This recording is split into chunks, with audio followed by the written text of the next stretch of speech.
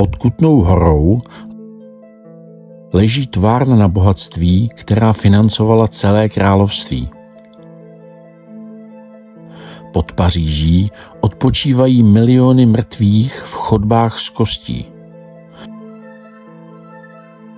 V turecké Kapadokii je město, kde tisíce lidí přežívali bez slunce po celé generace. Evropa má 2 patra a to spodní je často zajímavější. Každé staré evropské město má svého dvojníka podzemí. Není to náhoda. Podzemí vznikalo ze 3 důvodů. Práce, lidé šli pod zem za bohatstvím. Pieta, když na povrchu došlo místo pro mrtvé.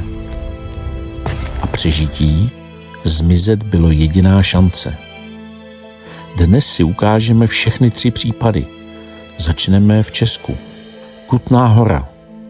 Město, kde se ve středověku mohlo rovnat Praze. Jeho bohatství bylo vykopáno ze země. Pod městem leží labyrint chodeb a šachet.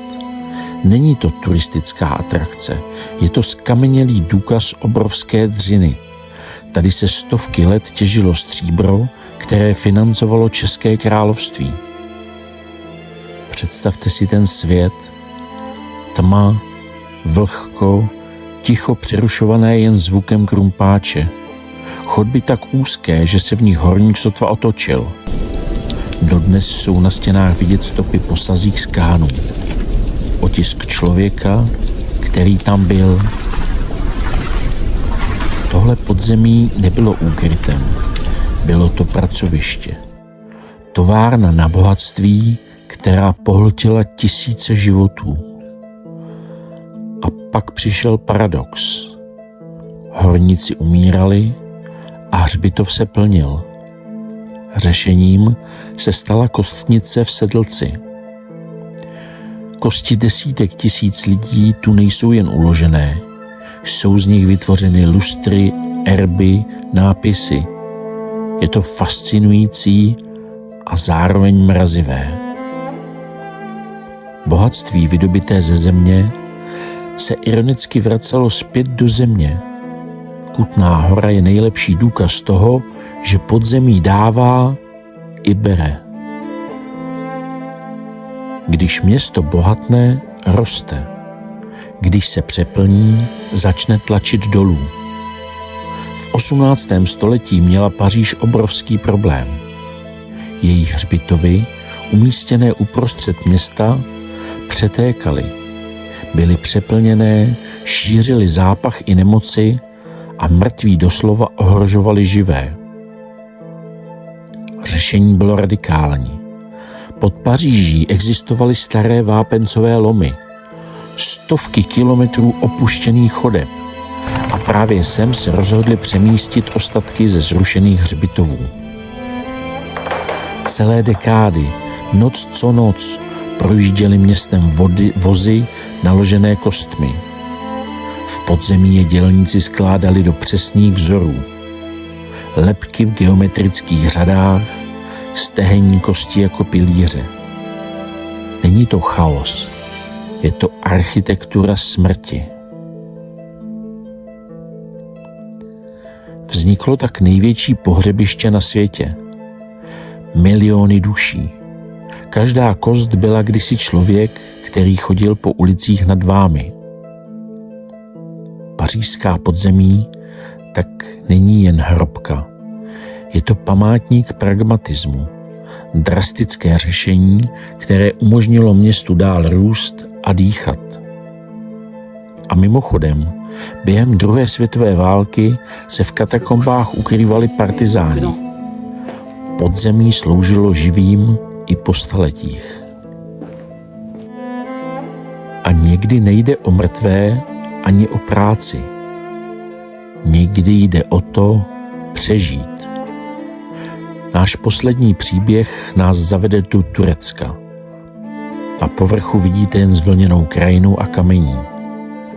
Ale pod jedním z těchto nenápadných vstupů se skrývá celé město. Mluvíme o Derinkuju. Není to pár chodeb, je to 18 pater hluboký komplex, který dokázal pojmout tisíce lidí, i s jejich dobytkem a zásobami. Proč? Kvůli ochraně. Tato oblast byla po staletí cílem nájezdů. Křesťanské komunity si tu vybudovali dokonalý úkryt. Když se blížil nepřítel, celé město prostě zmizelo pod zem. A dole měli všechno. Obytné místnosti, stáje, sklady, lisovny vína, dokonce i kostely a školy.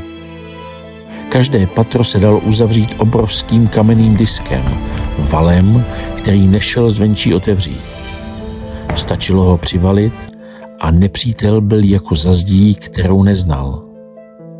Lidé tu přežili měsíce bez povrchu. Derinkuju není doplněk světa nahoře. Je to jeho dokonalá, soběstačná kopie, postavená ze strachu a přežila staletí. Kutná Hora, Paříž, Derinkuju. 3 různá místa, 3 různé důvody, jeden princip. Podzemí nikdy nebylo jen prázdným prostorem, bylo odpovědí. Odpovědí na touhu po bohatství, na krizi s místem, na strach o život. Tyto podzemní světy jsou negativním otiskem civilizací, které žily nad nimi. Jejich tiché chodby nám říkají o problémech, víře a prioritách víc než mnohé kroniky.